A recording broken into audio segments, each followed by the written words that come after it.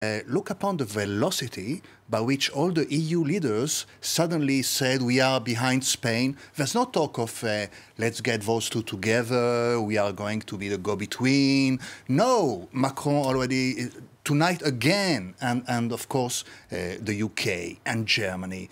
All the EU countries have a Catalonia problem of their own.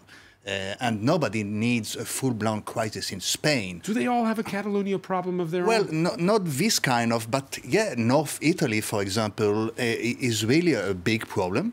And of course, Brittany may look folkloristic to you, but if you are in the middle of a terrorist act there, it's certainly, yes, it could be severe.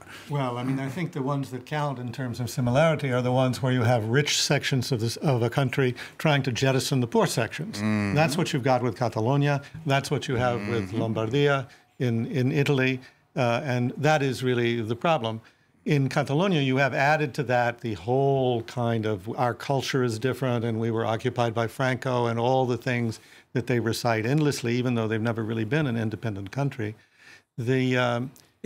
Is it too simplistic, though? Because we heard our Brussels correspondent said many in the halls of the European Union are saying after the vote in Lombardia and Venetia, these were non-binding votes last weekend, that there's this sort of move afoot where the rich don't want to pay for the poor in nations. No, but that's what I'm saying. That's the kind of separatism that seems to be dominant at the moment.